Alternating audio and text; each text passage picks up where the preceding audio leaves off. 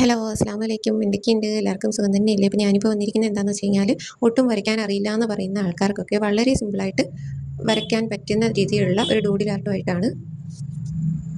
അതിനായി ഒരുപാട് മെനക്കെടേണ്ട കാര്യമൊന്നുമില്ല. അതായത് ഇതുപോലെ സിമ്പിളായിട്ട് എല്ലാവർക്കും അറിയാവുന്ന ഒരു കാര്യമാണ്. ഇതുപോലെ ചെറിയ ചെറിയ സർക്കിൾസ് വരച്ച് വെക്കുക, ചെറുതും വലുതുമായിട്ട്. അതായത് തീരെ ചെറുതിൽ നിന്ന് കുറച്ചുകൂടി വലുത്, അങ്ങനെയുള്ള രീതിയിൽ നിങ്ങൾക്ക് ഇഷ്ടമുള്ള രീതിയിൽ ഇഷ്ടമുള്ള ഇടത്തൊക്കെ ഇതുപോലെ സർക്കിൾസ് വരച്ച് കൊടുക്കുക.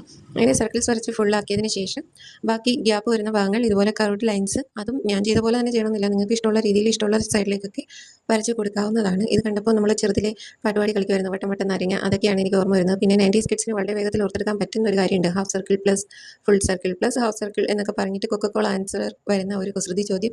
ഇത് വരച്ച് കഴിഞ്ഞപ്പോൾ ശരിക്കും എനിക്ക് അതൊക്കെയാണ് ഓർമ്മ വന്നത്.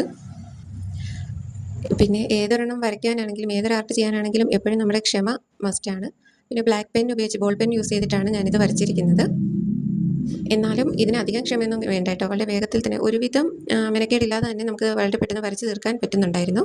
ഞാൻ വളരെ പെട്ടെന്ന് തന്നെ ഇത് വരച്ച് തീർത്തിട്ടുണ്ടായിരുന്നു. അധികം സമയമൊന്നും എടുത്തില്ല. സാധാരണ ഡൂഡിലായിട്ട് ചെയ്യുമ്പോൾ മണിക്കൂറുകളോളം എടുക്കാറുണ്ട്. ഇത് അത്രയും ടൈമൊന്നും എടുത്തിട്ടില്ല. ഇനി ഇതായി കർവ് ലൈൻസൊക്കെ വരച്ച് പൂർത്തിയാക്കിയിട്ടുണ്ട്. അതിനുശേഷം അതിൻ്റെ ഉള്ളിലേക്ക് ചെറിയ ചെറിയ എന്താ പറയുക, ഒരു മഴത്തുള്ളിയുടെ ഷേപ്പൊന്നും ആയിട്ടില്ല എങ്കിലും അതുപോലെ ചെറിയ ചെറിയ ഒരു കർവ്ഡ് ബബിൾസ് ഞാൻ വരച്ച് കൊടുത്തിട്ടുണ്ട്. ശരിക്കും ഇതിന് കർവ്ഡ് ബബിൾസ് തന്നെയാണോ പറയുന്നതെന്നൊന്നും അറിയില്ല. ഇതിന് ഞാൻ തന്നെ ഇട്ട പേരാണ് ഈ കർവ്ഡ് ബബിൾസ് എന്നുള്ളത്.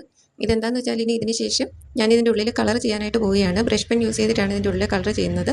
അങ്ങനെ കളർ ചെയ്യുന്ന സമയത്ത് അത്രയും ഭാഗം മാത്രം ഒരു വൈറ്റ് പോർഷനായിട്ട് നിൽക്കാൻ വേണ്ടിയിട്ട് ചെയ്തതാണിങ്ങനെ. ഞാൻ ഇതുപോലെ എനിക്കിഷ്ടമുള്ള കുറച്ച് ലൈറ്റ് ഷെയ്ഡുള്ള കളറുകളാണ് യൂസ് ചെയ്തിരിക്കുന്നത്. ആദ്യം ഞാൻ മഞ്ഞയാണ് യൂസ് ചെയ്തത്. ഇങ്ങനെ മഞ്ഞ നിറം യൂസ് ചെയ്യുന്ന സമയത്ത് ഞാൻ അതിൻ്റെ ഉള്ളിൽ വരച്ചു കൊടുത്തിരുന്ന ആ ചെറിയ ബബിൾസ് ഇല്ലേ, അതിലേക്ക് ഞാൻ കളർ ചെയ്തിരുന്നില്ല. അത് ആ വെള്ളം മാത്രമായിട്ട് അങ്ങനെ ബാലൻസ് നിൽക്കാൻ വേണ്ടിയിട്ടാണ് ഞാൻ അങ്ങനെ ചെയ്തത്. പിന്നെ അതിനുശേഷം ഞാൻ ഉപയോഗിച്ച കളർ ലൈറ്റ് ഗ്രീനാണ്. അത് കഴിഞ്ഞ് ഉപയോഗിച്ചിരിക്കുന്ന കളറിൻ്റെ പേര് എനിക്കറിയില്ല, അറിയാവുന്നവർ കമൻറ്റ് ചെയ്യുക. ഏറ്റവും ലാസ്റ്റ് വന്നിട്ട് ഞാൻ ഓറഞ്ച് കളറാണ് യൂസ് ചെയ്തിരിക്കുന്നത്.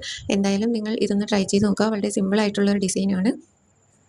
എന്നിട്ട് നിങ്ങളുടെ അഭിപ്രായം കൂടി അറിയിക്കുക. ഈ വീഡിയോ ഇഷ്ടപ്പെട്ടാൽ ലൈക്ക് ചെയ്യുക, ഷെയർ ചെയ്യുക, സപ്പോർട്ട് ചെയ്യുക. നിങ്ങളുടെ അഭിപ്രായങ്ങൾ കമൻറ്റായി രേഖപ്പെടുത്തുക. അപ്പോൾ ഇപ്പോൾ ഇത്രയേ ഉള്ളൂ. മറ്റൊരു വീഡിയോയുമായിട്ട് വീണ്ടും വരാം. ഓക്കെ, ബൈ, ടാറ്റാ. Thank you for watching.